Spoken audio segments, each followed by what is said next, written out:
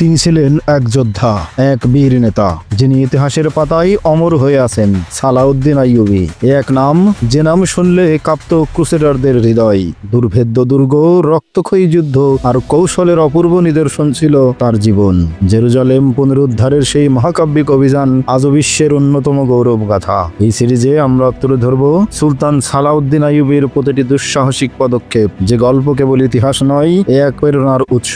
আসুন ফিরে যাই সেই সময়ের স্রোতে, জেনে নেই সেই মহান বীর যোদ্ধার জীবন গাথা। ফেইথ অ্যান্ড ফ্যাক্টস এর আয়োজনে সালাউদ্দিন আইয়ুবীর দুঃসাহসিক অভিযানের আজকের পর্বে আপনাকে স্বাগতম।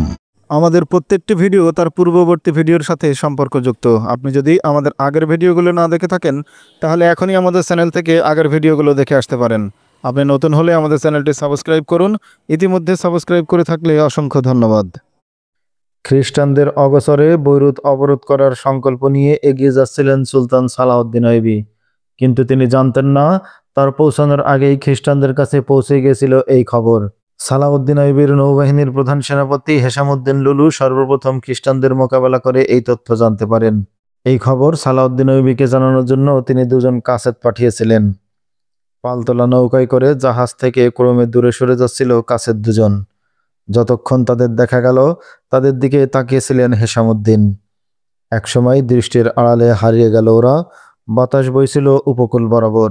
সন্ধ্যার পর বৈরুত থেকে দূরে দক্ষিণে এক সমুদ্রকূলে গিয়ে ভিড়ল কাসেদ দুজন। সেখানকার সাগরের পাড়টা ছিল এক পাহাড়ের ঢালে।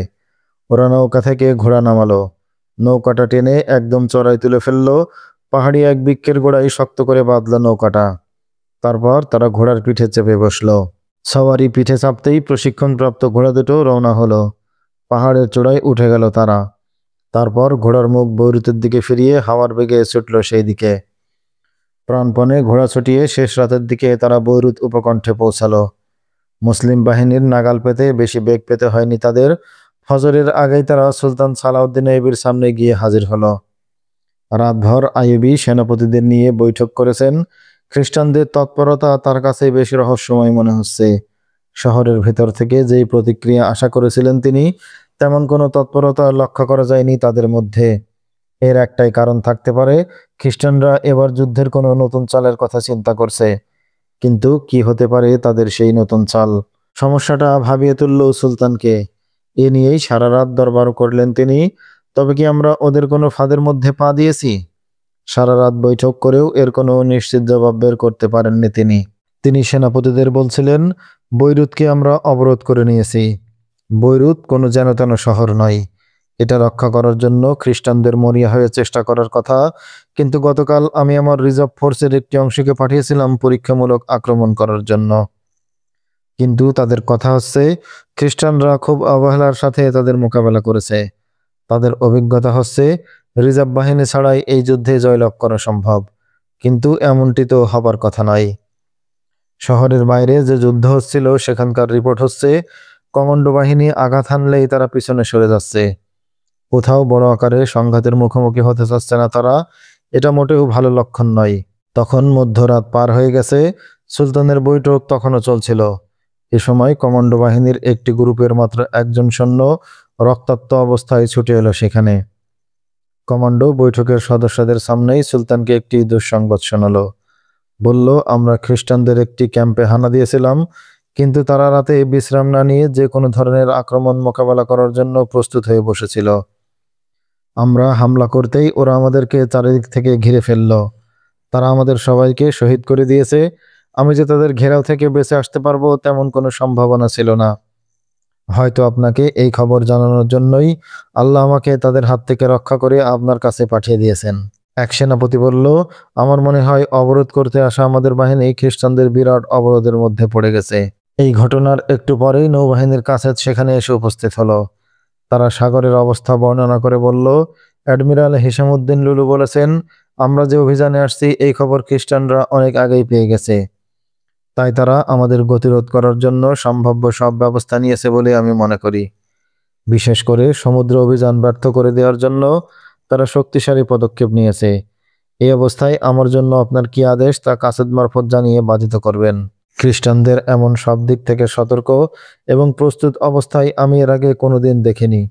সুলতান আইবি তার সেনাপতিদের বলছিলেন, এখন স্পষ্ট বোঝা গেল আমাদের পরিকল্পনার খবর সঙ্গে সঙ্গেই গোয়েন্দা মারফত বৈরুত পৌঁছে গিয়েছিল। যে বৈরুত আমরা গোপনে অবরোধ করতে এসেছি সেখানে কোনো গোপনীয়তাই আর থাকেনি। এটা জানার পর আমরা ওদের পাতা ফাঁদে পা দিতে পারি না। এই অবরোধ নিয়ে আমাদের নতুন করে ভাবা উচিত, বললেন এক সেনাপতি। সুলতান তার সাথে একমত হয়ে বললেন, তুমি ঠিকই বলেছ, আমরা অবশ্যই নতুন করে যুদ্ধের ছক আঁকব। তিনি অ্যাডমিরাল হেশামুদ্দিনের পাঠানো কাসারদের দিকে ফিরে বললেন, হেশামুদ্দিনকে বলবে তার নৌবহর যেন বৈরুতের উপকণ্ঠ থেকে সরিয়ে নেয়। সবাইকে নিয়ে তাকে আলেকজান্দ্রিয়ায় ফিরে যেতে বলবে। সৈন্যদেরকে আলেকজান্দ্রিয়া বন্দরে অবতরণ করিয়ে তাদেরকে যেন সোজা দামেস্কে পাঠিয়ে দেওয়া হয়। কাসেদরা বিদায় হয়ে গেল। পরদিন ভোরে সুলতান আইবি সেনাবাহিনীকে মুসেলের দিকে পিছু সরে যেতে আদেশ দিলেন। বললেন, কমান্ডোরা খ্রিস্টান সৈন্যদের সাথে মোকাবেলা অব্যাহত রাখবে, কিন্তু মূল বাহিনী ধীরে ধীরে পিছু হটে মুসেলের দিকে এগিয়ে যাবে। এই পিছু হটার বিষয়টাও মোটেই সহজ ব্যাপার ছিল না। পিছু হটতে গিয়েও কমান্ডো বাহিনীর সাহায্য নিতে হলো মূল বাহিনীকে, নইলে খ্রিস্টানদের লুকিয়ে থাকা বাহিনীর আক্রমণ তাদের নাস্তানাবুদ করে দিত। কমান্ডো বাহিনী তাদের জীবন এবং রক্ত দিয়ে সৈন্যদেরকে অবরোধমুক্ত করে আনে। খ্রিস্টান সম্রাট বিল্ডনের ধারণা ছিল সুলতান আইবি এখনও ময়দানে এসে পৌঁছাননি। সময় ক্ষেপণের জন্য মুসলিম বাহিনী জায়গা বদল করছে, তাই তিনি পিছু হটা বাহিনীটাকে ধাওয়া করার আদেশ জারি করেননি। মুসলিম বাহিনীর সৌভাগ্য যে সম্রাট বিল্ডন একটি ভুলের মধ্যে ছিলেন, নইলে অবস্থা আরও অনেক বেশি নাজুক হতে পারত।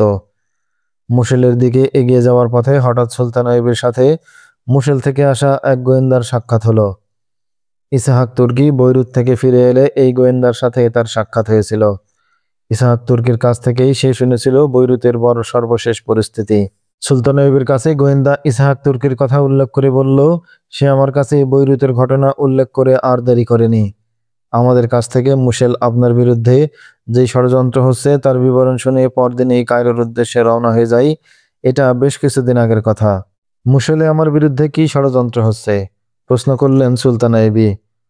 গোয়েন্দা ইয়াজউদ্দিন মাসুদের সমস্ত পরিকল্পনা সুলতানের সামনে তুলে ধরলেন। গোয়েন্দার রিপোর্ট শুনে সুলতান আইবি রাগে লাল হয়ে গেলেন। সঙ্গে সঙ্গে তিনি আদেশ দিলেন, এখনই মুসেল অবরোধ করে তাকে দখল করে নাও। বাহাউদ্দিন সাদ্দাত তার ডায়েরিতে লিখেছেন, সুলতান সালাউদ্দিন আইবি 10 নভেম্বর 1182 সালে মুসেলের নিকট এসে পৌঁছেন। সুলতান সালাউদ্দিন আইবি মুসেলে আসছেন এই খবরে ইয়াজউদ্দিন মাসুদ বড়ই বিচলিত হয়ে পড়েন। তিনি সঙ্গে সঙ্গে বাগদাদ চলে গেলেন খলিফার সাহায্য চাইতে। ইয়াজউদ্দিন মাসুদ আমাকে বলেছেন, সুলতানের আগমনের খবর পেয়ে আমি দজলা স্রোতের চেয়েও দ্রুতগামী নৌকায় চড়ে বাগদাদে পৌঁছে গেলাম। মাত্র 2 দিন 2 ঘন্টায় আমি এই দূরত্ব অতিক্রম করেছিলাম। খলিফার কাছে আমি সাহায্যের আবেদন জানালে তিনি আমাকে বললেন, তুমি শাইখুল উলামাকে গিয়ে বলো সুলতান আইবের সাথে তিনি যেন তোমাকে আপোস করিয়ে দেন। কিন্তু শাইখুল উলামা আমার পক্ষে কথা বলবেন এমনটা আমি আশা করতে পারিনি বলে সেখান থেকে আমি আজারাবাইজান চলে গেলাম তাদের কাছে সাহায্য চাইতে। আজারাবাইজানের শাসক আমার সাহায্যের বিনিময়ে যে শর্ত আরোপ করলেন, আমার মনে হলো তার চেয়ে সুলতান আইবের কাছে অস্ত্র সমর্পণ করা অনেক ভালো। ফলে আমি ব্যর্থ মনোরথে সেখান থেকেও ফিরে এলাম। সুলতান মুসেলে এসেই ইয়াজউদ্দিন মাসুদের কাছে অস্ত্র সমর্পণের প্রস্তাব পাঠালেন। ইয়াজউদ্দিন মাসুদ সংঘাতে না গিয়ে অস্ত্র সমর্পণের জন্য কয়েকদিনের সময় প্রার্থনা করে। পরে বাগদাদের খলিফার পরামর্শ মতে শাইখুল উলামার মধ্যস্থতায় তাদের মধ্যে আপোষ মীমাংসা হয়। 1182 সালের 15 ডিসেম্বর সুলতান আইবি মুসেল থেকে অবরোধ উঠিয়ে নসিবা নামক স্থানে ক্যাম্প করেন। তিনি নসিবাকে হেডকোয়ার্টার বানিয়ে পরবর্তী যুদ্ধের পরিকল্পনা শুরু করে দেন। বৈরুতের অবরোধ খ্রিস্টানরা ব্যর্থ করেনি, করেছে আমার বেঈমান ভাইয়েরা। সুলতান আইবি তার সেনাপতিদের বললেন, আমি শুধু রক্তক্ষয় থেকে বিরত থাকার জন্যই এই আপোষ রফা মেনে নিলাম। বৈরুতের অবরোধ ব্যর্থ হওয়ায় সুলতান সালাউদ্দিন আইবি দ্বিতীয় নিষ্ফল অভিযান হিসেবে বিবেচিত হয়। এই ব্যর্থতায় তিনি কিছু হারাননি, কিছু পাননি। সে কারণেই তার এই অভিযানকে পরাজয় না বলে ঐতিহাসিকগণ ব্যর্থতা বলেই চিহ্নিত করেছেন। অবশ্য কেউ কেউ এটাকে সুলতান আইবির ব্যর্থতা না বলে তার গোয়েন্দা বিভাগের ব্যর্থতা বলেছেন। তারা প্রশ্ন তুলেছেন, এটা কেমন কথা যে সুলতান বৈরুত অবরোধ করবেন, এ কথা আগে থেকেই সেখানে পৌঁছে গিয়েছিল। খ্রিস্টানদের কাছে এই সংবাদ নিশ্চয় কায়রো থেকেই পৌঁছেছিল, কিন্তু এটাতে ছিল এক গোপন সংবাদ। সুলতান আইবির একান্ত বিশ্বস্ত এবং সেনাবাহিনীর সর্বোচ্চ পর্যায়ের গুটি কয় সেনাপতি ছাড়া এই খবর তাও কেউ জানত না। সুলতান আইবি পরবর্তী লক্ষ্যস্থল কোথায় এই কথা যারা জানতে পারে তাহলে তাদের মধ্যেও গাদ্দার আছে। প্রশ্নটা সঙ্গত এবং এর উত্তরও হ্যাঁবাচক। তাহলে বলতেই হয় সেই গাদ্দারকে। কিন্তু এই প্রশ্নের জবাব কারো কাছেই ছিল না। আপনি একে পরাজয় বলবেন না। সুলতান আইবির চিন্তিত চেহারার দিকে তাকিয়ে এক সেনাপতি বলল, বৈরুত যেখানেই ছিল সেখানেই আছে আর সেখানেই থাকবে। আমরা আবারও সেই শহর আক্রমণ চালাবো এবং দখল করে নেব। এত বড় শিকার আমার হাত থেকে ছুটে গেল। সুলতান আইবি বললেন, আমি তো সেই শহর অবরোধ করে সেখানে ইসলামের ঝান্ডা ওড়াতে চেয়েছিলাম, কিন্তু ওখানে গিয়ে দেখতে পেলাম আমি নিজেই ওদের অবরোধের মধ্যে বসে আছি।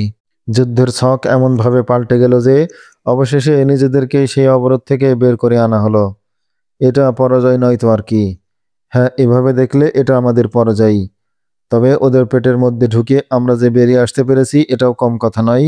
ওরা চাইলে আমাদের আরো অনেক ক্ষতি করতে পারত। এই সান্ত্বনা নিয়েই বসে থাকো। কিন্তু কেন এই ব্যর্থতা বরণ করতে হলো সেটা স্মরণ করলে তোমার চোখের ঘুম হারাম হয়ে যাওয়ার কথা। দুশ্মন আমার চাল ব্যর্থ করে দিয়েছে, এটাকে আমি কখনো পরাজয় মনে করি না। একবার সে আমার চাল ব্যর্থ করেছে, আমি 10 বার তার চাল ব্যর্থ করে দিয়ে এর প্রতিশোধ নিতে পারি। কিন্তু দুশ্মন তো আমাকে আঘাত করার সময়ই পায়নি, তার আগেই তো আমি কুপোকাত হয়ে বসে আছি। তিনি বললেন, আমার ঘরে যে অদৃশ্য সাপ ঘুরে বেড়াচ্ছে আমি তাকে দেখতে পাচ্ছি না। এর চেয়ে বড় ব্যর্থতা আর কি হতে পারে? তুমি বলো, আমি বৈরুত অভিযান চালাতে চাই, এ খবর কয়জন জানতো? আমি যাদেরকে নিজের চাইতেও বেশি বিশ্বাস করি তারা ছাড়া কোনো কাকপক্ষীয় জানতো না এই খবর। আমি যদি তোমাদের বিশ্বাসই করতে না পারি তবে তোমাদের নিয়ে কোন সাহসে অভিযানে বের হব? পৃথিবীর সবচেয়ে তিক্ততম সত্য কথাটি বেরিয়ে এসেছিল সুলতানের কণ্ঠ থেকে। এর কোনো জবাব দেওয়ার ভাষা ছিল না কারো কাছে। সত্যিই তো, সুলতান এখন কাকে নিয়ে পরামর্শ করবেন? কোনো পরিকল্পনা বাস্তবায়ন করতে হলে কারো না কারো কাছে তো তা প্রকাশ করতেই হবে। কে সেই বিশ্বস্ত ব্যক্তি যার কাছে গোপন পরিকল্পনা বলে সুলতান স্বস্তির নিঃশ্বাস ফেলবেন? সুলতান আইবির তাঁবুর মধ্যে নিস্তব্ধতা বিরাজ করছিল। নসিবা নামক স্থানে সেনা ক্যাম্পে বসেছিলেন তিনি। এখানে দীর্ঘদিন ধরেই তিনি অবস্থান করছেন। এখানে এভাবে অবস্থান করার নানা কারণ নানাজনে বলেছেন। কেউ বলে তার সেনাদল বড় ক্লান্ত হয়ে পড়েছিল, অনেক সৈন্য আহতও ছিল। এই সৈন্যবাহিনী দুর্বার গতিতে পথের সব বাধাবিঘ্ন অতিক্রম করে কায়রো থেকে বৈরুত পর্যন্ত ছুটে গিয়েছিল। 1 মাসের পথ তারা কয়েকদিনে অতিক্রম করেছে। পথের বিশাল দূরত্ব অল্প সময়ে অতিক্রম করে এসেই তারা দুশমনের অবরোধে আটকা পড়ে গিয়েছিল। তাড়াতাড়ি খ্রিস্টানদের সেই অবরোধ থেকে বেরিয়ে আসতে গিয়ে তাদের রক্তাক্ত সংগ্রাম করতে হয়েছে। অবশেষে অনেক কষ্টে অনেক দূরত্ব অতিক্রম করে নিরাপদ স্থানে দ্রুত ফিরতে হয়েছে তাদের। সুলতান আইবি এইসব সৈন্যদের পূর্ণ বিশ্রাম দেওয়ার জন্যই নাসিবা নামক স্থানে ক্যাম্প করে সৈন্যদের বিশ্রামের ব্যবস্থা করেন। কিন্তু এই বিশ্রাম এবং শান্তি শুধু সৈন্যদের জন্যই ছিল, সুলতান আইবির জন্য ছিল সীমাহীন দুশ্চিন্তা আর নিদ্রাহীন রাত। তিনি নিকট বন্ধুদের মধ্যে শত্রু খুঁজতে খুঁজতে ক্লান্ত হয়ে গিয়েছিলেন। নিরাশার অন্ধকারে হারিয়ে যাচ্ছিল তার আশার প্রতিটি স্ফুলিঙ্গ। দিনের বেলা তিনি অশান্তভাবে তাঁবুর মধ্যে পায়চারি করতেন। সেনাপতিরা সেই তাঁবুর মধ্যে এসে সুলতানের চেহারার দিকে তাকিয়ে কোনো কথা বলার সাহস পেতেন না। তারা দীর্ঘক্ষণ তাঁবুর মধ্যে বসে থেকে আবার চলে যেত, আবার আসতো, আবার চলে যেত। তিনি বিশ্বস্ত সেনাপতিদের সাথে কথা বলতেও আগ্রহ হারিয়ে ফেলেছিলেন। একদিন তিনি এমন অশান্ত চিত্তে তাঁবুর মধ্যে পায়চারি করছিলেন, এক সেনাপতি তাঁবুর মধ্যে ঢুকে সাহস করে তাকে সান্ত্বনা দিতে গেল। বলল, মুহতারাম, একে আপনি পরাজয় মনে করবেন না। সুলতান আইবি এই কথার কোনো উত্তর দিলেন না। তিনি চুপ করে রইলেন। সেনাপতি আর কোনো কথা না পেয়ে নীরব হয়ে গেল। সুলতান আপন মনে তাঁবুতে পায়চারি করতে লাগলেন। এ সময় আরো একজন সেনাপতি সেখানে এলো। অনেকক্ষণ পর্যন্ত দুই সেনাপতি চুপ করে তাকিয়ে রইল সুলতানের দিকে। আইয়ুবের চেহারায় রাগ বা ক্ষোভ নেই, আছে শুধু দুশ্চিন্তা। এই চিন্তা কি করে দূর করবে ওরা? সহসা তাদের সামনে এসে সুলতান থামলেন। বললেন, তোমরা কি কিছু বলবে? আমরা আপনাকে বলতে চাচ্ছি, এটা দুশ্চিন্তা করার সময় নয় সুলতান। আপনি এভাবে দুশ্চিন্তা করতে থাকলে আমরা স্বপ্নহীন মানুষে পরিণত হয়ে যাব। অথচ পৃথিবীর নির্যাতিত মানুষের জন্য আমাদের অনেক কিছু করার আছে। আমাদের মাঝে একজন গাদ্দার থাকলে 10 জন মুজাহিদ আছে। এই সব মুজাহিদরা আপনার হুকুমের অপেক্ষায় বসে আছে। আপনি তাদের অনন্তকাল এভাবে নিশ্চল বসিয়ে রাখতে পারেন না। তারা সুলতান আইবিকে আরো বলল, আপনাকে এখন নতুন করে সিদ্ধান্ত নিতে হবে। এই দুশ্চিন্তা আপনার সিদ্ধান্ত গ্রহণের ক্ষমতা নষ্ট করে দেবে। আমাদের আবেদন, আপনি আবার গা ঝাড়া দিয়ে উঠুন। আবার আমাদের ময়দানে নিয়ে চলুন। আমরা কেবল আপনাকে পরাজয়ের কষ্টই দেয়নি, বিজয়ের আনন্দ তো দিয়েছি। আবেগভরা কণ্ঠে বলল এক সেনাপতি। আমরা এর আগেও পরাজিত হয়েছি। রমলায় আমাদের যে বিপর্যয় ঘটেছিল সেই সময় আপনাকে এতটা বিমর্ষ হতে দেখিনি। এবারের ব্যর্থতা রমলার পরাজয়ের চাইতে মারাত্মক বেশি নয়, কিন্তু রমলার পরাজয় যদি আমাদের বিজয়ে রূপান্তর করতে পারি, তবে এবারের ব্যর্থতাকেও আমরা সফলতায় রূপান্তর করতে পারবো। আপনি নিজের আবেগকে ঠান্ডা করুন। আবেগমুক্ত হয়ে পরবর্তী পদক্ষেপ কি হবে নির্ধারণ করুন। রাতের আঁধারের পর নিশ্চয় সোনালী সূর্য উঠবেই। আমি চিন্তা করছি, কাফেররা তো আমাদের ডালপালা কেটে এবার মূল শিকড় কাটা ধরেছে। এই শিকড় কাটা হয়ে গেলে আমাদের জাতিসত্তা বলে কি কিছু থাকবে? আমাদের জাতির অস্তিত্ব বলে কি কিছু থাকবে? মোহতারাম সুলতান, আল্লাহর দিনকে আল্লাহ নিজেই হেফাজত করবেন। আল্লাহর দিন টিকে থাকলে এই জাতিও টিকে থাকবে। অনন্তকালের দায়িত্ব আমাদের কাঁধে বর্তাবে না। আমরা শুধু আমাদের সময়ের জন্য দায়িত্বশীল। জয় পরাজয় আমাদের হাতে নয়, ওটাও আল্লাহর নির্ধারণ করেন। ভবিষ্যতে আমাদের চাইতে যোগ্যতর কেউ এই জাতির হাল ধরবে না, এমন কথা আমরা বলতে পারি না। আমরা আমাদের যোগ্যতার যথাযথ ব্যবহার করলাম কিনা, পরিপূর্ণ আন্তরিকতার সাথে দায়িত্ব পালনে সচেষ্ট হলাম কিনা, হায়াতের যে সময় আল্লাহ আমাদের দিয়েছেন সেই সময়ের সঠিক ব্যবহার করলাম কিনা, কাল হাসরে আমাদের কাছে আল্লাহ শুধু এটুকুই জানতে চাইবেন। যদি এসব প্রশ্নের উত্তরে আমরা হ্যাঁ বলতে পারি, তবে আমি মনে করি আমরা আমাদের জীবনকে সফল জীবন হিসেবে গণ্য করতে পারি। আর এই দায়িত্ব কাঁধে নিয়ে আমরা যে গাদ্দারি করি তাহলে তাকে কি বলবে? যেই গাদ্দারির কারণে আমাদের মুখে কলঙ্কের কালি মাখতে হয়, সেই পাপের শাস্তি কেই ভোগ করবে? মোহতারাম সুলতান, শত কলঙ্কের পরও এখনো আমরা আমাদের মাটিতেই দাঁড়িয়ে আছি। দুশমন আমাদের কব্জা করতে পারেনি, বরং আমরা এখন আমাদের প্রথম কেবলা ফিলিস্তিন মুক্ত করার স্বপ্ন দেখছি। আমরা এখন খ্রিস্টানদের সাথে তাদের মাটিতে যুদ্ধ করার পরিকল্পনা করছি। বারবার খ্রিস্টানরা আমাদের ধ্বংস করে দেওয়ার জন্য সশস্ত্র আঘাত হেনেছে। আমরা সেই সব আক্রমণের মোকাবেলা করেছি মাত্র। এই অর্জন আমাদের নয়, আমাদের সততা, আন্তরিকতা এবং বিশ্বস্ততার। আল্লাহ আমাদের অন্তর দেখেন। তিনি সন্তুষ্ট হয়ে আমাদের এই সব সাফল্য দান করেছেন। আল্লাহর এই দয়ার শুকরিয়া আদায় করার উপায় হলো তার কাজে আরো বেশি নিবেদিত হওয়া। দুশ্চিন্তা করে আমরা কিছুই অর্জন করতে পারবো না। তুমি নির্ভুল এবং সময়োচিত কথা বলেছ, এই জন্য আমি তোমার কাছে কৃতজ্ঞ। আমি তোমার কাছ থেকে আরো কিছু কথা শুনতে চাই। এই সব প্রশ্নের কিছু জবাব আমার কাছে আছে, তবু আমি তোমার জবাবের সাথে আমার জবাব মিলিয়ে দেখতে চাই। জাতির নেতৃত্ব এখন যাদের হাতে, তাদেরও তো আল্লাহর কাছে জবাবদিহি করতে হবে। মুসলিম মিল্লাতের স্বপ্ন বাস্তবায়নের দায়িত্ব তো এখন তাদেরই কাঁধে। হলবের শাসক ইমামউদ্দিন এবং মুশিলের শাসক ইয়াজউদ্দিন এখন কোথায়? বিভিন্ন পরগনার শাসক এবং আমিররা এখন কি করছে? তারা তো আমাদের সামরিক জোটের অংশীদার, ইসলামের পথে লড়াই করার জন্য অঙ্গীকারাবদ্ধ। তারা কি এখন এই প্রয়োজনের সময় আমাদের সৈন্য এবং রসদ দিয়ে সাহায্য করবে? তাদের শিথিল মনোভাব প্রমাণ করছে তারা এখনও খ্রিস্টানদের সঙ্গে সম্পর্ক বজায় রেখেছে, এখনও তাদের খেলার পুতুল সেজে কাজ করছে। তাহলে এখন আমরা কার বিরুদ্ধে লড়াই করব? জাতির এইসব গাদ্দারদের বিরুদ্ধে নাকি শত্রুর বিরুদ্ধে? আপনি বারবার এদেরকে আমাদের ভাই আখ্যায়িত করে এদের বিরুদ্ধে অস্ত্র ধরতে নিরুৎসাহিত করছেন, কিন্তু তাদের কাজ প্রমাণ করছে দুশমনের চাইতেও এরা মুসলিম জাতিসত্তার জন্য অধিক অন্তরায়ী। সুলতান আইবি তাঁবুর মধ্যেই পায়চারি করছিলেন, হঠাৎ থেমে গেলেন তিনি। উপরের দিকে মুখ করে আর্তনাদ করে উঠলেন, হাই, আমার প্রিয় রাসূলের উম্মতের মধ্যে আজ একই অবক্ষয় এবং অধপতন শুরু হয়ে গেছে। তিনি সেনাপতিদের দিকে ফিরে বললেন, যখন বাতিল ধর্মের প্রভাব জাতি গ্রহণ করে নাই, তখন তাদের পরিণাম এমনটিই হয়, যেমনটি তোমরা আজ নিজের চোখে দেখতে পাচ্ছ। শাসকরা যখন ভাবে জনগণ বালি, কঙ্কর এবং কাটার মধ্য দিয়ে খালি পায়ে পথ চলবে, তারা পর্ণকুটির এবং খড়ের গাদার নিচে বসবাস করবে, জীবন ধারণের জন্য নিম্নমানের খাদ্য খেয়ে খুশি থাকবে, কখনো কোনো সমস্যায় পড়লে রাজার কাছে মাথা নত করে আমাদের কাছে আবেদন করবে। প্রিয় বন্ধুরা আমার, যখন মানুষের মধ্যে এমন প্রভুত্ব করার লালসা জেগে ওঠে, তখন তার অন্তর থেকে ঈমান, ভালোবাসা, জাতীয়তাবোধ এবং ধর্মবোধ বিলুপ্ত হয়ে যায়। ক্ষমতা এবং সম্পদ মানুষকে জ্ঞান বুদ্ধির উপর এমন কালো পর্দা টেনে দেয় যে সেই পর্দা ছিন্ন করার কোনো শক্তি আর তার মধ্যে অবশিষ্ট থাকে না। দুই সেনাপতি অখণ্ড মনোযোগ দিয়ে শুনছিলেন সুলতান সালাউদ্দিন আইবের হৃদয় মথিত কথাগুলো। কথা বলতে বলতে তিনি একসময় নীরব হয়ে গেলেন। সেনাপতিরা তখনও চুপ করে বসা, তাদের চোখগুলো চেয়ে আছে নির্মম উদাসীনতায়। সেখানে ভেসে বেড়াচ্ছে পতনশীল এক সমাজের দ্রুত পতনের ভয়াবহ মুহূর্তের শঙ্কিত চিত্র। দীর্ঘশ্বাস ছেড়ে সুলতান বললেন, তোমরা কি মনে করো না এটাও আমাদের ব্যর্থতা? আমরা জনগণকে সজাগ করতে পারিনি, শাসকদের ফেরাতে পারিনি অন্ধকারের অরণ্য থেকে।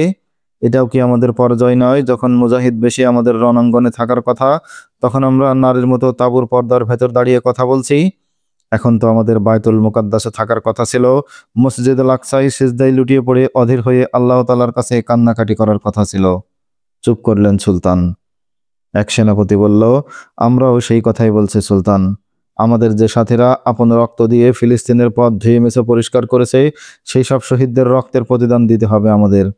যারা ফিলিস্তিনের সম্মান এবং স্বাধীনতার জন্য জীবন কুরবান করেছে, ফিলিস্তিনের স্বাধীনতা এনে তাদের রক্তের ঋণ শোধ করতে হবে আমাদের। সুলতান আইবি অস্থিরভাবে পায়চারি করতে করতে বললেন, আমার অস্থিরতা দেখে তোমরা পেরেশান হচ্ছ, কিন্তু অস্থির না হয়ে আমার উপায় কি? আমি সেই এতিম শিশুদের সামনে কি মুখ নিয়ে দাঁড়াবো, যারা আমার আদেশ পালন করতে গিয়ে ওদের পিতৃহীন করেছে?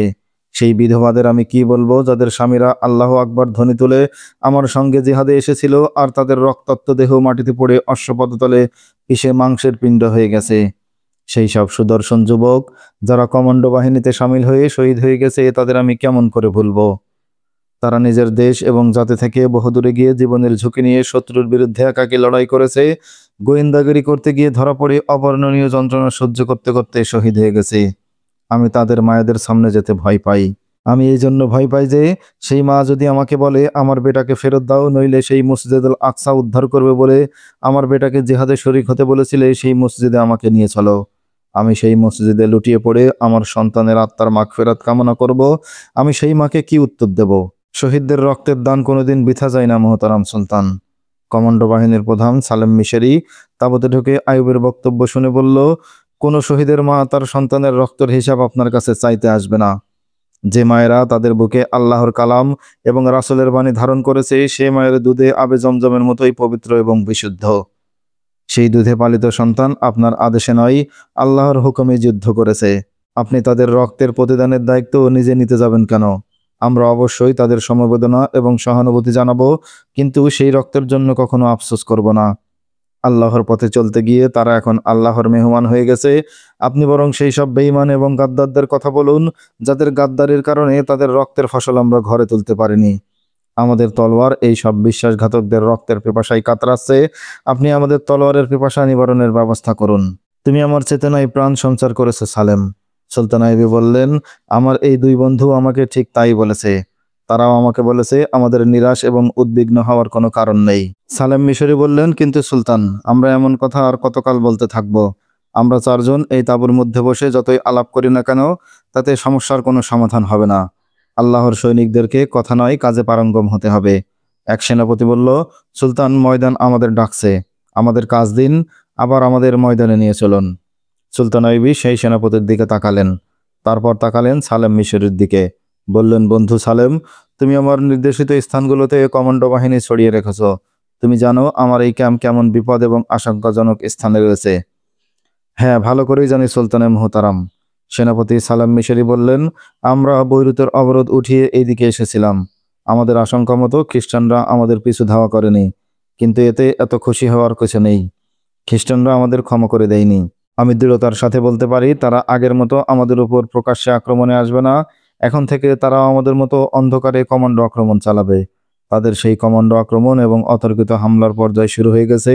আমাদের ক্যাম্প থেকে বহুদূরে খ্রিস্টান সৈন্যরা আমাদের প্রহরীর উপর ছোট ছোট হামলা করা শুরু করে দিয়েছে। এরই মধ্যে এমন কিছু হামলার সংবাদ আমাদের কানে এসে পৌঁছেছে। আমি আমাদের কমান্ডো দলকে দূর দূরান্ত পর্যন্ত ছড়িয়ে রেখেছি। আমি খবর পেয়েছি কাফেরদের তৎপরতা এখন মুসেলে অধিক লক্ষ্য করা যাচ্ছে। মুসেলের শাসক ইয়াজউদ্দিন তাদেরকে আশ্রয় এবং সাহায্য দিয়ে যাচ্ছে। যদি এই খবর সত্য হয়, তবে এই ব্যবস্থা আমি করব। সুলতান আইবি বললেন, যদি মুসেলে খ্রিস্টানরা গোপন আড্ডা বানিয়ে থাকে, তবে তার ব্যবস্থা করতে আমাদের বেশি বেগ পেতে হবে না। তিনি সেনাপতিদের উদ্দেশ্য করে বললেন, তোমাদের সাথে আমি একমত। অনিচ্ছা সত্ত্বেও এখন আমাকে সেই সিদ্ধান্তই গ্রহণ করতে হবে, যা আমার জন্য কষ্ট এবং যাতনার কারণ। আমাদেরকে এখন সেই দুর্গগুলো আগে দখল করতে হবে, যেগুলো মুসেলের এবং হরবের মধ্যে রয়েছে। আমি এই দুই শহরকে পরস্পর বিচ্ছিন্ন করে দিতে চাই, যাতে তারা পরস্পর আর একে অন্যের সাথে সাহায্য করার সুযোগ না পায়। তাদের কাছের চলাচলের পথও বন্ধ করে দিতে হবে, যাতে তারা সংবাদ আদান প্রদান করতে না পারে। সুলতান আইবির চেহারায় খেলা করছিল সেনাপতি সুলভ দৃঢ়তা। একটু আগের বিষণ্ণতার জায়গাটুকু দখল করে নিয়েছিল ইস্পাত কঠিন সংকল্প। তিনি উপস্থিত সেনাপতিদের দিকে তাকিয়ে বললেন, আমি অনেক চেষ্টা করেছি আমার তলোয়ার যেন কোনো মুসলমান নামধারীর বিরুদ্ধে কোষমুক্ত না হয়, কিন্তু এখন আমি নিরুপায়। আমি আমার ইচ্ছাকে মাটি চাপা দিতে বাধ্য হচ্ছি। আমি সেই সব আমির এবং শাসকদের শেষ দেখে ছাড়ব যারা খ্রিস্টান কাফেরদের বন্ধু। আমি নিজে কখনো জাতির জন্য বোঝা হব না, বোঝা হয়ে ওঠা কাউকে জাতির ঘাড়েও চেপে বসতে দেব না। যারা জাতিকে বিভ্রান্ত এবং বিপদগামী করছে তাদের সেই খেলা আমি বন্ধ করে দেব। সুলতান আইয়ুবী তার নতুন প্ল্যান সেনাপতিদের সামনে ব্যাখ্যা করা শুরু করলেন। এদিকে খ্রিস্টান সম্রাট বিলদনের দরবার। সুলতান সালাউদ্দিন আইয়ুবীর মিত্র ইয়াজউদ্দিন মাসুদের দুই দূত কথা বলছিল সম্রাটের সাথে। আপনি দেরি না করে দামেস্কে অভিযান চালান। আইয়ুবী এখন দামেস্ক থেকে অনেক দূরে, আর দামেস্ক হচ্ছে আইয়ুবীর শক্তি এবং ক্ষমতার মূল ঘাঁটি।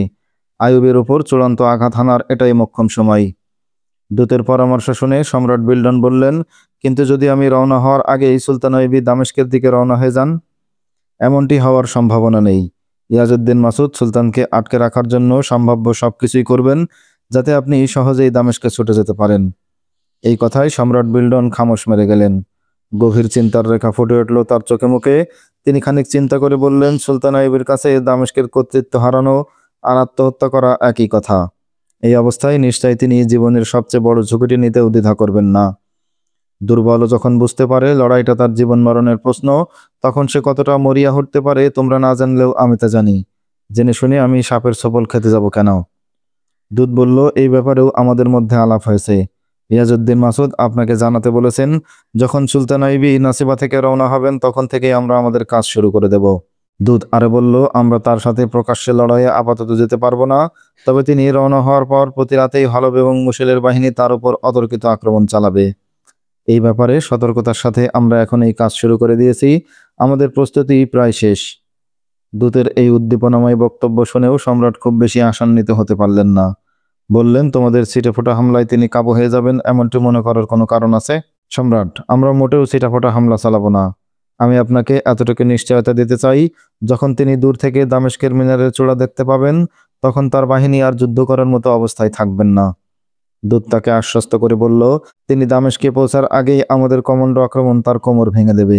আপনি এমন এক শত্রুর সাথে লড়বেন যার চোখে থাকবে আগুনের স্ফুলিঙ্গ, কিন্তু হাত দুটো থাকবে শিথিল, আর দাঁড়িয়ে থাকার জন্য তিনি তালাশ করবেন সামান্য অবলম্বন।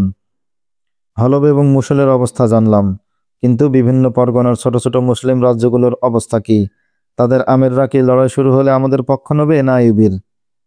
তাদেরকে আমরা এই কথা বোঝাবার চেষ্টা করেছি যে আইয়ুবীর হাত থেকে বাঁচার জন্য আমাদের সবাইকে একজোট হয়ে চেষ্টা করতে হবে, নইলে সে আমাদের সবাইকে গিলে ফেলবে। আপনি চিন্তা করবেন না, তারা আমাদের সঙ্গেই থাকবে। সম্রাট যেন তাদের কথায় অনিচ্ছা সত্ত্বেও এই প্রস্তাব মেনে নিচ্ছেন এমন একটি ভাব নিয়ে বললেন, আমাদের কিছু ফৌজ কি তোমাদের সাথে দিয়ে দেবো, যাতে কমান্ডো অভিযানের সময় তারা তোমাদেরকে সহযোগিতা করতে পারে? আমাদের দক্ষ কমান্ডোরা তোমাদের সাথে থাকলে তোমাদের হামলা অনেক বেশি কার্যকর হবে। আইয়ুবী তখন চোখে সর্ষে ফুল দেখবে। আপনার প্রস্তাবটি উত্তম, কিন্তু এখানে একটু সমস্যা আছে। আপনার সৈন্যদের মুসলে অবস্থান করার অনুমতি দিলে এটা স্পষ্ট হয়ে যাবে যে আমরা আপনার সাথে কোনো চুক্তিতে আবদ্ধ আছি, কিন্তু আমরা তো সুলতান আইয়ুবীকে এই ধোঁকায় ফেলে রেখেছি যে আমরা তার বন্ধু। দূতরা যখন এইসব আলাপ করছিল তখন সম্রাট বিল্ডনের সঙ্গে তার দুজন জেনারেল সেখানে উপস্থিত ছিল। ইয়াজউদ্দিনের এই দূতরাও ছিল সামরিক ব্যক্তিত্ব। যুদ্ধের কৌশল সম্পর্কে তারা ছিল অভিজ্ঞ। তারা এমনভাবে কথা বলছিল যেন মুশালকে নিরাপদ রেখে বিল্ডনকে আইয়ুবীর বিরুদ্ধে লেলিয়ে দিয়ে যায়। দূতের জবাব শুনে সম্রাট বিল্ডন বুঝলেন, এই মুসলমানরা আইয়ুবীর বিরুদ্ধে মরিয়া হয়ে তার সাহায্য চাইছে। তিনি নিজেও আইয়ুবীর বিনাশ চান, অতএব এই মুহূর্তে একটি অভিযান চালালে মন্দ হয় না। কিন্তু তিনি মনের ভাব গোপন করে দূতের কাছে এই ব্যাপারে তার শর্ত আরোপ করতে শুরু করলেন। তোমাদের কথায় মনে হচ্ছে সুলতান সালাউদ্দিন আইয়ুবীর রণকৌশল এবং যোগ্যতা সম্পর্কে তোমাদের পরিপূর্ণ ধারণা নেই। তোমরা ভাবছো কমান্ডো আক্রমণ করে তোমরা তাকে নাজেহাল করতে পারবে, কিন্তু তার কমান্ডো বাহিনী সম্পর্কে আমার যথেষ্ট অভিজ্ঞতা আছে। তিনি বললেন, আমি জানি তারা কতটা ক্ষিপ্র এবং দুর্দান্ত। তাকে রাতের অন্ধকারে হামলা করে কিছুই করতে পারবে না তোমরা। তার কমান্ডো বাহিনীর জাল ভেদ করে মূল বাহিনীর কাছে পৌঁছতেও পারবে না। সম্রাট বিল্ডন আর বললেন, আমি যদি দামেস্ক অবরোধ করি তবে তিনি বজ্রবেগে ছুটে এসে আমার উপর আক্রমণ চালাবেন। এমত অবস্থায় দামেস্কে অভিযান চালানো আমার পক্ষে সম্ভব নয়। তোমরা জানো না, সুলতান সালাউদ্দিন আইয়ুবের কাছে তার হাতের তালুর মতো এই যুদ্ধক্ষেত্রের সমস্ত ময়দান স্বচ্ছ এবং পরিষ্কার থাকে। তিনি আমাদের পরিকল্পনার খবর আমরা পরিকল্পনা নেওয়ার সাথে সাথেই পেয়ে যান। তিনি ঈগল এবং শকুনের মতো বহু দূর থেকে শিকার দেখতে পান এবং সেখানে এমনভাবে ঝাপটা মারেন যে তখন পিছু হটারও সম্ভব হয়ে ওঠে না। আমি এমন আত্মঘাতী যুদ্ধের ঝুঁকি নিতে পারি না। কিন্তু মহামান্য সম্রাট, দূত মরিয়া হয়ে বলল, আইয়ুবী তার জীবনের সবচেয়ে নাজুক সময় অতিক্রম করছে এখন। এভাবে বসে থাকতে দিলে সে আবারও সিংহের ন্যায় শক্তিশালী হয়ে উঠবে। সে আমাদের জন্য যে বিপদের কারণ, আমরা মনে করি আপনার জন্যও তেমনি বিপদের কারণ। প্রয়োজনীয় প্রস্তুতি সম্পন্ন হলে তিনি আবারও বৈরুত অবরোধ করবেন, এতে আমাদের কোনো সন্দেহ নেই। আপনি কি তাকে আবারও সেই সুযোগ দিতে চান? না, তা চাই না। তিনি বললেন, এই জন্য আমি আমার মতো করে প্রয়োজনীয় প্রস্তুতিও নিচ্ছি। তাহলে তোমাদের বলি, আইয়ুবী যেন শান্তিতে থাকতে না পারে, এই জন্য আমি আমার কমান্ডো বাহিনীকে নাসিবাম অভিমুখে পাঠিয়ে দিয়েছি। তারা সুলতান আইয়ুবীর সৈন্যদের শান্তিতে থাকতে দেবে না। এই বাহিনীর জন্য একটা মজবুত আশ্রয় দরকার। সেটা যদি তোমরা ব্যবস্থা করতে পারো, তবে সালাউদ্দিন আইয়ুবীর সৈন্যবাহিনী এই কমান্ডো বাহিনী দিয়েই অস্থির করে রাখতে পারবো। তারা তখন আর যুদ্ধ করার যোগ্য থাকবে না। তিনি বললেন, তোমরা আমাদের বাহিনীকে আশ্রয় দান করবে, সাহায্য এবং খাদ্য সরবরাহ করবে, আর আমি অস্ত্র এবং যুদ্ধের সামগ্রী সরবরাহ করতে থাকব। সম্রাট বিল্ডনের সাথে ইয়াজউদ্দিন মাসুদের দুধের শর্ত পাকা হয়ে গেল। ইয়াজউদ্দিন মাসুদ তার দুধের শর্ত পাকা করার সমস্ত অধিকার দিয়ে দিয়েছিলেন। পাঠানোর সময় সে তাদের বলেছিলেন, যেভাবেই হোক সম্রাটের সাথে শর্ত পাকা করে আসবে। যদি ওরা কোনো সুবিধা দাবি করে তাও মেনে নিও। এই মুহূর্তে ওদের সাহায্য আমাদের বিশেষ দরকার।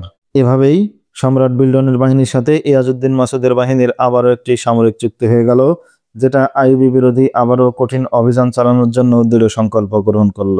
সালেম মিশরি তার কমান্ডারদের নির্দেশ দিচ্ছিলেন, খ্রিস্টান কমান্ডোদের জীবিত ধরার চেষ্টা করো। তিনি তাদের বললেন, কিন্তু তোমরা তোমাদের আত্মরক্ষার পথ ঠিক রেখে আক্রমণ করতে চেষ্টা করবে।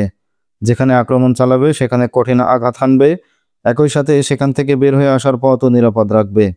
আর যদি তোমাদের উপর আক্রমণ আসে, তবে তোমরা মূল বাহিনীকে সংবাদ দেবে, আমাদের বিশাল বাহিনী শুধু তোমাদের পাহারায় বিশ্রাম করছে, আর এত বিশাল পরিমাণ খাদ্যশস্য এবং রসদ সম্ভার সবই তোমাদের দায়িত্বে আছে। অতএব সর্বদা সতর্কতার সাথে পাহারা দেবে। কমান্ডো বাহিনীর দায়িত্ব সম্পর্কে কমান্ডারদের পুরোপুরি জ্ঞান ছিল। সুলতান সালাউদ্দিন আইয়ুবী তার ক্যাম্প থেকে দূরে পাহাড়ি উপত্যকার উঁচু স্থানে 30-40 জন সৈন্যদের একটি বিশেষ চৌকি স্থাপন করলেন। সেখান থেকে ওরা চারিদিকে সতর্ক নজর রাখতে পারত এবং নিজেদের বিশাল বাহিনীর তৎপরতা দেখাশোনা করতে পারত। এই চৌকিটা ছিল পাহাড়ের ঠিক মাঝামাঝি, চারিদিকে টিলা পরিবেষ্টিত। তাদের পিছনে উঁচু উঁচু পাহাড় শ্রেণী এবং একটি প্রশস্ত মাঠ। এই ময়দানের মধ্য দিয়ে সৈন্যরা চলাফেরা করত, সহজে যাতে শত্রুর নজরে না পড়ে সেই জন্য তিনি এমন একটি স্থান বেছে নিয়েছিলেন যেখানে সর্বদা দুজন অশ্বারোহী প্রস্তুত অবস্থায় থাকত। এক সন্ধ্যায় সেই পাড়িতে অদৃশ্য থেকে কয়েকটি তীর ছুটে এলো এবং দুজন মুজাহিদ তাতে শহীদ হয়ে গেল। কিন্তু অনেক তালাশ করেও কোত্থেকে এই তীর এলো তার হদিশ বের করতে পারল না। পরপর 3-4 দিন ধরে একই ঘটনার পুনরাবৃত্তি ঘটছে। সূর্য ডোবার পরপরই আকস্মাৎ ছুটে আসে 3-4টা তীর। তারপর আর কোনো ঘটনা নেই। ইতিমধ্যে এই তীরে আরও একজন মুজাহিদ শহীদ হয়ে গেল। এরপর 2-3 দিন আর কোনো ঘটনা নেই। এক সন্ধ্যায় 3-4টি তীর এসে বিদ্ধ করলো এক ঘোড়ার পিঠে, আর ঘোড়াটি ছটফট করতে করতে মারা গেল। তীর আশেপাশের কোনো পাহাড়ের আড়াল থেকে আসতো, কিন্তু একটু পরই ঘোর অন্ধকারে ছেয়ে যেত পাহাড় শ্রেণী। তাই তীর চালানো লোকদের খুঁজে বের করা কঠিন হয়ে যেত। একদিন সন্ধ্যায় একটু আগে ফাঁড়ির 2 সৈন্য পাহাড়ের এক গোপন স্থানে গিয়ে বসে রইল। উদ্দেশ্য কোত্থেকে তীর আসে তার হদিশ বের করা। সূর্য সবে ডুবতে বসেছে, 2টি তীর ছুটে এলো, অব্যর্থ নিশানা। 2টি তীরই 2 সৈন্যের পিঠে একসাথে বিদ্ধ হলো। তারা কিছুক্ষণের মধ্যেই শহীদ হয়ে গেল। সকালে তাদের অর্ধ খাওয়া লাশ উদ্ধার করা হলো। রাতে নেকড়ে বা পাহাড়ি শিয়াল দুটো লাশ খেয়ে ফেলেছে। এটা স্পষ্ট বোঝা যাচ্ছিল যে এই হামলা খ্রিস্টান কমান্ডোদের দ্বারাই হচ্ছে। কিন্তু কোন খ্রিস্টান সৈন্য তারা আশেপাশে খুঁজে পেতে ব্যর্থ হলো। একদিন 10-12 জন সৈন্যের একটি দলকে সেই এলাকায় অনুসন্ধানের জন্য পাঠানো হলো। পাহাড়ি এলাকায় গিয়ে তারা 3-4 গ্রুপে ভাগ হয়ে গেল। এক স্থানে 10-12 বছরের এক শিশুকে দেখতে পেল একটি দল। ছেলেটি সৈন্যদের দেখেই দৌড়ে এক পাহাড়ের গর্তে লুকিয়ে গেল। ওরা ভাবলো ছেলেটি হয়তো রাখাল বালক, কিন্তু আশেপাশে কোনো ছাগল বা উট দেখতে পেল না ওরা। সৈন্যরা যেখানে গিয়ে ছেলেটি দৃষ্টির আড়ালে হারিয়ে গেছিল সেখানে গেল। সেখানে পাহাড়ের গায়ে সরু একটা গর্তের মুখ। এটা কোনো পর্বত গহ্বর হতে পারে। ছেলেটা নিশ্চয় এরই মধ্যে ঢুকে পড়েছে। সৈন্যরা গহ্বরের মুখে কান লাগিয়ে ভেতরের শব্দ শোনার চেষ্টা করলো। ভেতর থেকে মানুষের গলার স্বর শোনা গেল। সৈন্যদের দেখে কোনো ছেলে গর্তে ঢুকে পড়া কোনো আশ্চর্যের ব্যাপার নয়। এই সৈন্যরা ছেলেটির কাছ থেকে খ্রিস্টানদের কমান্ডো বাহিনী সম্পর্কে কোনো তথ্য পাওয়া যায় কিনা জানতে চাচ্ছিল। তারা ছেলেটিকে অনুরোধ করলো গর্ত থেকে বেরিয়ে আসতে। তারা তাকে নানা রকম অভয় দিল, কিন্তু ছেলেটি গর্ত থেকে বেরোলো না। তার পরিবর্তে গর্তের মধ্যে পরিপূর্ণ নিরাপত্তায় ছেয়ে গেল। এবার সৈন্যরা হুমকি দিল, ভেতরে যে বা যারাই থাকো বের হয়ে এসো, নইলে সবাইকে হত্যা করা হবে। হুমকিতে কাজ হলো। ভেতর থেকে বেরিয়ে এলো এক মধ্যবয়সী মহিলা। সে তার নিজস্ব আঞ্চলিক ভাষায় সৈন্যদের গালিগালাজ করতে লাগলো। পরে কান্নায় ভেঙে পড়ে বলল, তোমরা আমাকে হত্যা করো, আমার ছেলেকে ক্ষমা করে দাও। মেয়েটির কোলে এক শিশু, পেছনে 10-12 বছরের আরেকটি ছেলে। সৈন্যরা তাদের বোঝালো, আমরা মুসলমান, তোমাদের কোনো ভয় নেই, আমরা তোমাদের কোনো ক্ষতি করব না। কিন্তু তুমি বলো, তোমার এই অবস্থা কেন? লোকালয় ছেড়ে এই পাহাড়ের গুহায় তুমি কি করছো? মেয়েটি এবার কান্নায় ভেঙে পড়ল। সে অনেক কাকুতি মিনতি করে বলল, আমাদের ছেড়ে দাও, আমরা এখান থেকে চলে যাব। কিন্তু তার আগে তোমাকে বলতে হবে তুমি এখানে কি করে এলে, কেন এলে। সে কাঁদতে কাঁদতে যা বলল তার মানে দাঁড়ায়, এইরকম কয়েকদিন আগে গ্রামে 15-16 জন খ্রিস্টান সৈন্য এসে গ্রাম দখল করে নেয়। তারা গ্রামের সবকটা বাড়িতে তল্লাশি চালিয়ে শিশু, যুবক, বৃদ্ধ এবং গ্রামের সমস্ত মেয়েদের এক স্থানে একত্রিত করে সবার চোখের সামনে কয়েকজন যুবককে হত্যা করে। তারপর তারা বলে, যদি কেউ আমাদের হুকুম অমান্য করো তবে তার অবস্থাও এরকমই হবে। তারা আরো বলে, আমরা এখানে আছি, এই সংবাদ যেন কোনো প্রকারে গ্রামের বাইরে না যায়, কেউ যেন না জানে এখানে বাইরের সৈন্য রয়েছে। তারপর তারা ঘোড়ার রাখালের দায়িত্ব গ্রামবাসীদের উপর ন্যস্ত করে নিজেরা গ্রামে আশ্রয় নেয়। মেয়েটি বলল, কথা শেষ করে তাদের কমান্ডার তলোয়ার বের করলো। আমার স্বামী তার সামনে দাঁড়িয়েছিল। কমান্ডার আমার স্বামীকে বাহাদুরের সামনে টেনে নিল এবং তলোয়ারের এক আঘাতে তার শিরচ্ছেদ করলো। তারা গ্রামবাসীদের বলল, যদি কেউ আমাদের আদেশ মানতে অস্বীকার করো তবে তার শাস্তি এমনটি হবে। সে আরো জানালো, এই সেনারা 3টি বাড়ি খালি করে সেখানে অবস্থান নেয়, গ্রামের মেয়েদের বাধ্য করে তাদের খেদমত করতে। আমি রাতে সুযোগ পেয়ে বাচ্চা নিয়ে পালিয়ে এসেছি। সৈন্যরা কি এখনো এই গ্রামে আছে? প্রশ্ন করলো এক সিপাহী। মেয়েটি মাথা নেড়ে বলল, জানি না। মেয়েটির কাছ থেকে সৈন্যরা জেনে নিল গ্রামটির নাম এবং অবস্থান। গ্রামটি সেখান থেকে কাছেই ছিল। সৈন্যরা মহিলা এবং বাচ্চাদেরকে সেখানে রেখেই গ্রামের দিকে চলে গেল। কি ষড়যন্ত্র করছিল খ্রিস্টান সৈন্যরা? মুসলিম সেনাবাহিনী কি পারবে সেই ষড়যন্ত্র উদ্ধার করতে, নাকি আরও একটি গুপ্ত হামলায় শেষ হবে সুলতান আইবের বাহিনী? জানতে হলে অপেক্ষা করুন আমাদের পরবর্তী ভিডিওর। সেই পর্যন্ত সকলে ভালো থাকবেন। দেখা হবে নতুন ভিডিওতে। আল্লাহ হাফেজ। আসসালামু আলাইকুম আ রহমতুল্লাহ।